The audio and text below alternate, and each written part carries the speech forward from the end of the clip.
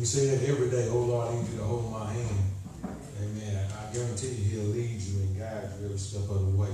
And for those of you that have your Bibles, as you turn your Bibles to Matthew, the 27th chapter. Matthew, the 27th chapter. Give it unto God, who's the head of my life, to Pastor Liz and May Bridges. I appreciate you giving this opportunity one more time, amen, to be able to break this bread of life to live it, to the living, amen. That they might be able to take it before, amen. Now when the centurion and those with him who were guarding Jesus saw the earthquake and the things that had happened, they feared greatly, saying, truly, this was the Son of God. For a few moments, I want to talk about what will they say about you? What will they say about you? You may be seated. What will they say about you? When Jesus was born, from the first day Jesus was born, it was already, a drama and chaos surrounding Jesus. And Herod tried to kill him and had people searching for him and all kinds of things because they knew that from the get-go, some of them knew that the Messiah had arrived. And all the things that Jesus did from birth, amen, until he went to the cross, a lot of them knew the truth, but sometimes people do not want to accept the truth. Amen. And all the things that Jesus had did, amen, and done back then, and when he had enough witnesses, amen, to stand up for him, for all the signs and wonders, when he went to the wedding, turned water into wine, amen. When the lame was healed, opened blinded eyes, and people still were questioning who is this man? Amen. After all the signs and wonders that he had done, it should be no question who Jesus was. Amen. Now, if somebody doing something that magnificent, amen, people and crowds are following him, people are, to me, that makes me think, what more do it take when the man done already showed you what he can do? When he done opened up blind eyes, we done helped the lame, we done healed the sick, raised the dead. What more, amen, they expect from Jesus? But sometimes when people know the truth, don't mean they're going to accept the truth. They knew the truth about Jesus, but they didn't want to accept it. Why? Because some people want to be in control, and some people wanted to be all about them, and some people don't want to accept new. Amen. All what Jesus was doing, it was new to these people. Amen. But amen. If somebody come to town and they healing the sick, amen, and people are being blessed and healed and delivered, amen. And especially when their spirit agree with your spirit, and you got a good spirit, because your spirit agree with my spirit, don't mean it's good to be both evil. Amen. Because that's how you got people that like to do wrong, doing like to wrong with one another, because their spirit agree. Amen.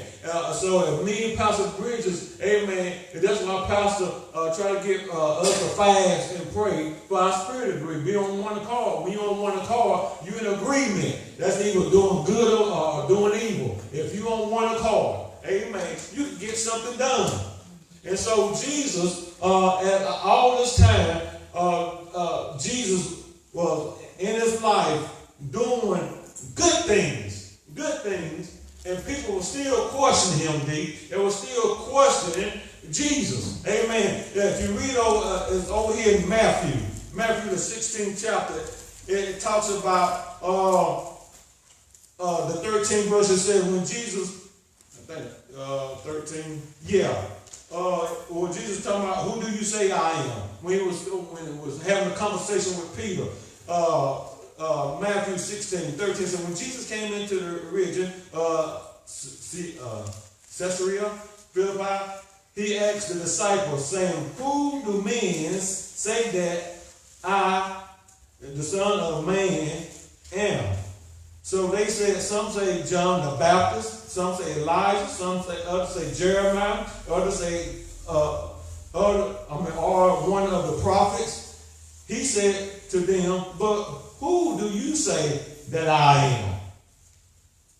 And Simon Peter answered and said, you are the Christ, the Son of the living God. And so they knew who he was. But the ones that were saying John the Baptist, they said, some said you John the Baptist, some said you Elijah, and some of them said you Jeremiah, even though there's still somebody good he representing when they were saying that. It wasn't nothing evil, but that's why I'm trying to get to the point that where the Syrian, I can't pronounce it right. Say it again. Centurion soldier, amen. When they had to have some kind of recognition with all the stuff that Jesus done did, amen. But that's how people get brainwashed. When you hang around, I was talking about in Sunday school, you hang around the wrong crowd long enough, it'll brainwash you, and you start thinking like they thinking. You start acting like they acting. That's why it's so important, young people, even grown folks, us grown folks, it's so important. That's why we got to watch the company we keep. Amen. That's why I got asking the question, what will they say about you? Will they say you're a hypocrite? Will they say you double-minded? Will they say you two-faced? Will they say you unstable? Or will they say you crazy? Will they say you don't know if you're coming or going? Or will they say, amen, or you're a hard worker, that you're a person that love to give? Amen. You're a person, amen, that sweep the beer around? Or will they say you're a hell raiser? What will people say about you? And some of y'all might say, I don't care what people say about me, especially if I'm dead. Well, you want to care because it's going to reflect on your family. It'll affect on your children. It'll reflect on your husband or your wife. Amen. So you ought to care what people say about you. Amen. Now, if I died and if I was married and they said, well, old Vance wasn't but a whoremonger, that would affect my wife. But if I died and I was married, they said, well, Vance, he was a good person. He tried to do he tried to do good by his family. He tried to be a blessing to other people. Amen. He was more a giver than a receiver. Amen. That's what we ought to want people to say about us. Not something mean and low-grade that we lived the whole 50 life that I was a drunk, I was a whoremonger. What would people say about you? Was you a hell raiser on your job? Was you a troublemaker in the church? What would they say about you? That's what the question, especially if you say you're born again and you on the praise team, what would they say about you? Oh yeah, she or he on the praise team, but they party all weekend long, then come to church and ask us to worship God with them when they don't worship the devil. What would they say about you? Well, we're in the pulpit preaching, but they see us walking, tiptoeing everywhere else. What will they say about you? Will they say you're up man? Will they say you're an upright man and woman of God preaching the word? Or will they say you're a jackman? What will they say about you? Everything they say about you won't be the truth, but let truth outwin the bad. Amen. Yes, I know a rumor take off fast, but I guarantee you that rumor will lose gas and truth will catch up with it. Somebody ought to know the truth about your life somewhere or another. If you got 50-something people saying something negative about you, you ought to have 1 or 2 people saying, I know that person. I know the truth. Amen. Somebody ought to know the truth about you somewhere, especially if it's good. Yeah. I don't care, let them lie on you. But as long as there's some truth somewhere about you that's speaking good of you. Let them call you a tramp. But as long as you know you ain't a tramp. Let them call you a pimp. As long as you know you ain't a pimp. Let them call you a drug dealer, a no count, or somebody filthy, and they counting you out. Let them say, I don't mean a amount of evil against you. But as long as you know the truth, as long as you know you've been born again, that you've been changed, that your name has been wrote in the Lamb Book of Life, let them say what they want, but you know the truth, that when you die, you close your eyes.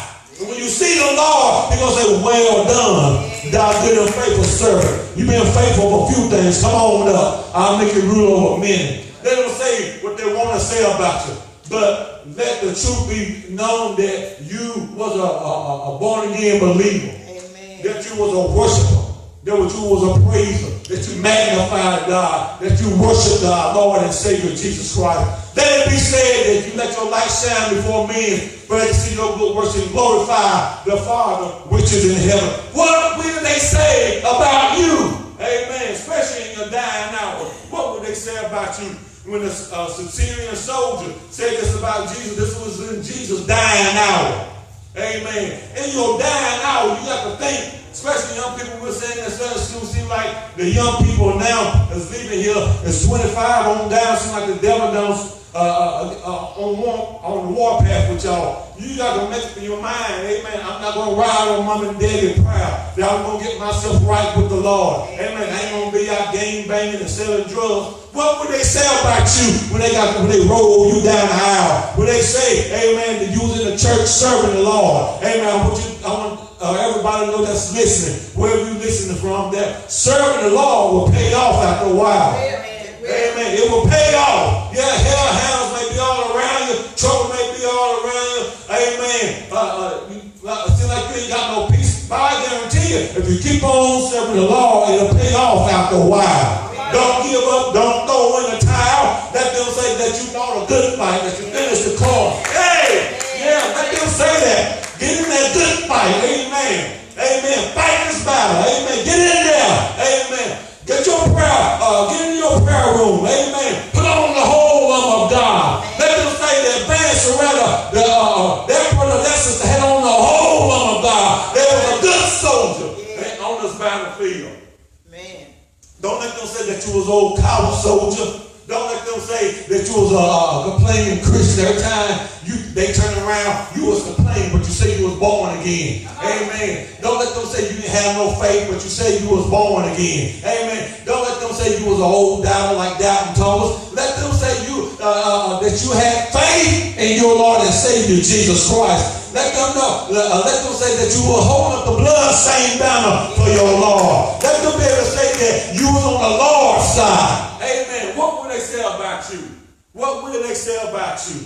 What will they say about you? Because if it's positive, it will be a blessing into somebody else's life to encourage them to run on to see what the end's going to be. Amen. Well, they're going to roll Vans down the aisle, but they said some good things about Vans, so I'm going to try my best, amen, to live right for God. Amen. If Vans did it, I know I can do it. Amen. That's the things that can encourage other folks, but if they roll you down the aisle, amen, and the preacher get up and kind of sweeten it, try to make it look good when you know you was a devil. Amen. And they roll that, because sometimes the funeral is the most lying time, because Pastor say, yeah, it is, because they're trying to comfort the family. But if you was a hell raiser, amen, you was just a hell raiser. Amen. That's why it's so important that you let your light, that's why we got to let our light shine, y'all, if we say we're born again. Amen. We cannot go anywhere. We cannot do anything. We can't say anything if we say we're born again. We cannot act any kind of way if we say we're born again. Amen. Yeah, we're going to fall short sometimes, but we don't see it unless we get up out of it. We don't say that, you bet. Amen. Yeah, I might go out the door today and stump my toe and cuss, but I can't say that. Don't mean I'll let the cussing spirit stay there. Amen. I'll rebuke it. Say, Lord, forgive me. Go on. All right. Amen. But we got so many saved folks. Say they saved, but they want to stay in their mess. They want to stay in their hatred. They want to stay in their unforgiveness. I want to say, well, Vance was a forgiving person. Amen. Vance didn't hold no malice. What would they say about you? Amen. And see, the Syrian soldier, amen, at this point, Jesus could have had he could have had all kind of malice. He could have had all kind of hatred towards man because of the way they treated him. He was hanging here on the cross. Amen. I know this ain't Good Friday. I know this ain't the month of April, May, whenever, when about Good Friday, Palm Week, whatever. But every day we ought to think about Jesus, about being on the cross, how they treated him, how they misused him, how they abused him. Mm-hmm. Then it took the earth to shake. It says the earthquake came and things started to happen and they feared greatly. Amen. They started fearing. Amen. And when they start seeing these things happen, then when they see it, when the Syrian soldier, and it says, and those was with him. Amen. And so the life that we live, people watching us. Amen. Even the people under the tree. Amen. They might not come to church, Amen. but they watching us. Amen. If you don't believe they're watching us, you're going to do something wrong. It'll be Right. everywhere. Yes, And it'll be the one, and it'll be up on the tree quicker than anything else. Well, they said they were this and that. Now look here. So they watching us. That's why it's so important. What would they say about you? All right. Would they say that you was a worker in the church? Or they say you the one that disturbed the peace in the church? Come on now. Are you gonna be the one that's saying that you did everything, you helped the pastor, or you the one that keep every vision that the pastor trying to have? Come on. What would they say about you? Would they say about you as a praying person? Are you a person every time the church try to do something, you try to kill it? What would they say about you? What would they say about you when you go on your job? Amen. That you don't want to cause drama. You don't want to cause all kind of disturbance. What would they say about you? Or when they come on the job, that Vance, you go over there, he's a praying person. Go over there. If you got something, you going through something, ask Vance or ask Brother Kendall, ask Sister Sports to pray for you because they're a praying person. What would they say about you? Or would they say, don't go over there? Sister Sports and Brother Kendall ain't gonna do but talk about you. What would they say about you? Would they have something good to say about you and your lifestyle? Like I said earlier, you're gonna have some people always find fault like the Pharisees. You're gonna always have Pharisees to find fault. But you're gonna have, like I said, you ought to have one or two people know the truth. Amen. Or willing to speak the truth about your lifestyle.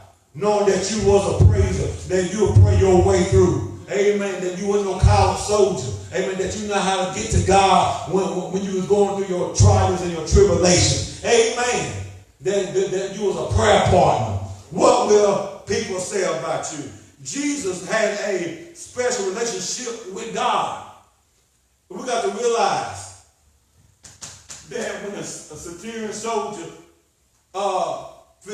said, truly, this was the Son of God, he come to figure out that Jesus had a relationship with God. That the centurion soldier confessed and believed that Jesus was the Son of God. And so the way we live, Pastor Bridget, the way we talk, the way we give, the way we walk, and our attitude and our gratitude, it will help lead somebody to Christ. Amen. And we walk in that spiritual pathway. Amen. I always heard our best sermon is the way we live after we leave the church. All right. Our best sermons. So you didn't know that you was a preacher.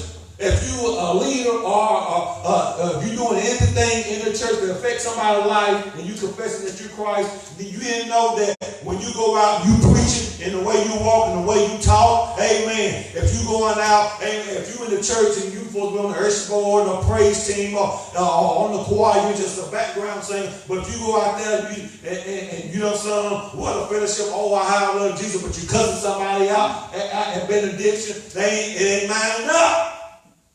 Then that's when they start saying you're a hypocrite. Because your life ain't lining up. You know what I'm saying? Oh, how I love Jesus. Then you go out there and start using the big MF words and all that stuff, cussing somebody out. And I get you told, don't let me come out my earrings, my shoes, or whatever. You cannot do that. You cannot do that. Amen. Well, you can do it, but there's consequences against that. Amen. Don't really be doing that when you're saying, oh, how I love Jesus. If you love him, let the world see that you love Jesus. All right. Show some sign. Show some sign. Amen. You wasn't say, well, you don't know. They talk about me, they pick on me. Jesus said, vengeance is mine, says the Lord. Amen. Let them know that, hey, say what you want to say, but you messing with a child of God. When you messing with a child of God, you messing with the Lord. Amen. Amen. He will get them. He will get them. Amen. Let the Lord fight your battle. Amen. You just fight with prayer and supplication. Amen. You go on your knees and tell the Lord about it. He already knows about it. He just wants you to confess it to him. Then that'll give him more ammunition to go do his bidding for you. That's right.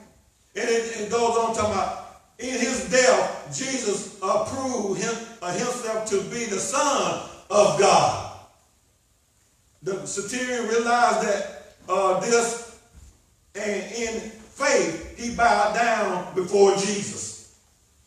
And see, the way we live, and we confess that we born again indeed, it can cause somebody, if we walk the walk and talk, if we talk the talk and walk the walk that we confess, it can cause somebody to bow down and worship our Lord and Savior Jesus Christ. It can cause somebody to come into the house of worship and give their life to him. Amen. When we live the life that we say that we are living in church, and we live it outside the church, it can cause some sinner man or sinner woman to come to the house of worship. Amen. And what would they say about you? If we as the church, I ain't talking about the building, we the church, amen, start having some authority and having some power, guess what? They'll start saying the church got power. Amen. They'll be able to start saying, hey, I want to go to church. I want what they have. When we start rising up, when the church start rising up with the authority and the power and the anointing that Jesus got for us, if we just tap into it, and we'll start seeing the doors of the church, how folks just start flooding in. But why they going to flood in, when they see us living a hypocrite life? Why they come flooding in if they see preachers and teachers tiptoeing, doing this and that? We cannot live in kind of way and think there's not consequences for it. That's what the Sunday school lesson was talking about, that God getting tired of wickedness and evil doing. Amen. He's going to get tired, and people riding on his grace. God's grace going to run out on you. What's going to happen then when God's grace run out on you? Don't let God's grace run out on you. Don't let it be said that you was out, amen, that you backslid and fell by the wayside, and you did not make it back into the house of worship in time. Amen. It'd be a bad thing, Pastor Bridges, if somebody lift their eyes up in hell like the rich man did. I don't want to. I'm living in hell now. Amen. I got peace. You know, not give everything over to God, but I want more peace over in glory land. Amen. When you got, amen, senators and the president, when you got people in leadership cutting the food and in the house of worship, cutting the food, amen. I want nothing but hear nothing from the Lord. Amen. I want to see nothing but the glory of God. Amen. That's why it's so important that when people have something to say about you, it's good. Like I said, you're going to have the Pharisees, you're going to have jealous folks. You're going to have a fault finder. You're going to always have somebody say something negative. But you ought to have somebody be able to say something good about you. Amen. If there's something good to be said about you. Amen. Amen. So, that's my sermon today. What would they say about you? What would they say about you? Amen. After the curtains was torn. After they done picked on Jesus, look at him, laugh at him. When they asked for water, give him vinegar. They did everything to pick at him. But at the end of it, Jesus is so magnificent. At the end of it, Jesus had the power to come down. And you know, as I was reading, did more research, and they talking about how from the time when Jesus came off his 40-day fast, how the devil kept trying to tempt him. Amen. How the devil kept trying to tempt him. And the devil is there to tempt us too. But we got to rebuke him. Let him know that he's already defeated. Let it be said about you that you was a defeater of the devil, that you know how to defeat the devil and his scheming, cunning games. Because everything he showed, where he was showing Jesus was an illusion. Where he showing Jesus was already healed. So the Bible said the earth is the Lord and the fullness thereof. So when Satan took Jesus up on the high mountain and said, hey, if you do this, you can have all of this. How am I gonna get it? It was already Jesus. How you gonna get something that's already healed? But see, he thought he could play on Jesus' emotion because Jesus had came off the fast and he was weak, hungry, and tired. But Jesus still had enough in him, like, Satan, you better get on away from him. So in your weak and tired moment, you still have can it be said about you still have enough power in you to resist the devil? Because he's not going to come to you when anointing on you, when you shouting and praising, amen, when you speaking in tongues. No, he backed up then. No, he's going to come to you when you're being cussed out. He's going to come to you when you done got teed off on your job. He's going to come to you when things ain't right in your home. He's going to come to you when your children's cutting no food. At your weakest moment, when your body don't feel good, that's when he's going to come to you. But will they be able to say, amen, that you resist the devil, that you told the devil to get back? What would they say about you? What would they say about you? That's something to resonate with everybody. What would they say about you? Let it be said that you was a soldier in this army of the Lord. Let them say that you stayed on the battlefield for the Lord. Let it be said, amen, that you are a good soldier. That's all. Amen. Amen. That you when you came to church, you were full of fire. You weren't some old dead Christian. That you came to church, amen, they felt the presence of God off of you. Because now in this day and time we hear so much. Amen. But the choice is yours. The choice is yours. As I called, it was an old cartoon that I used to watch back in the day called Captain Planet and the Planeteers. And Captain Planet, the Planeteers, they watched over the earth, to keep it clean from I can't think of the evil person name on the show, but they try to keep it clean from junk and trash. But when the show went off, Captain Planet always told the Planeteers, the choice is yours. The choice is yours. How you live your lifestyle for people to say something positive about you or to have a chance to say something positive about you. The choice is yours. The choice is yours to live a sanctified life, a victorious life. The choice is yours. But so many want to go on the devil's side because he done painted the picture so beautiful. Amen. He done made the grass look so green. Make you just want to go over there and lay down in it, and lay in it. Amen. But have that spirit of discernment. Would it be said that you have a spirit of discernment? Amen. That you didn't flock to everything. Because sometimes Christians, some people in the church, they flock to everything. They over here one Sunday, over there on one Sunday. Can't be still for nothing. Can it be said, what would they say about you, that you was a church hopper?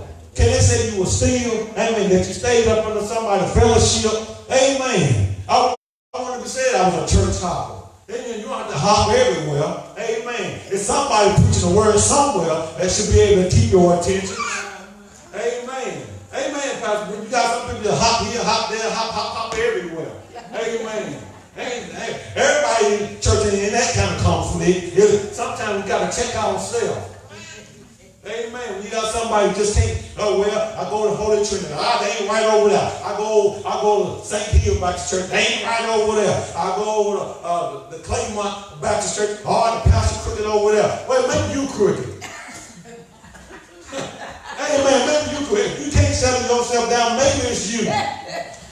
I understand, going checking out some churches to see where you're going to fellowship at. But when you join here for 6 months, join over there for 6 months, because they won't let you sing on the praise team. You leave them, go over there. They won't let you preach. And the pastor let you preach in time. You go over there.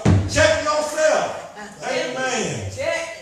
Check yourself. Amen. Check yourself. Now, may God have a blessing to read it, to the sermon. May it's something I said make you live this life that when they roll you down the aisle, people have something to say to you, and the preacher won't be in such a hard spot. If you ever been on a funeral, it could be a hot spot where you know that person down in that casket with nothing but a devil, and you try to say something positive, and just to comfort the family. And so you get tired of seeing people on TV saying, oh, my child was all in church. My child did this and that. Didn't come out. Your child was a hell raiser. Well, which one is it? Either your child was in church worshiping, praising God, or your child was a hell raiser. You can't have both of them. All right. And you see on the news so many times that when you see people, amen, saying my child was this and that. I don't know why that happened to my child, because my child was in church or on the choir doing that. Because your child was in church or on the choir don't mean that when they're outside that door, they ain't a hell raiser. Amen. It's the life they live right. when they leave them doors. Amen. Right. It's the life you live when you leave them doors. Amen. Praise God. Praise the Lord, everybody. What kind of life are you living? Amen.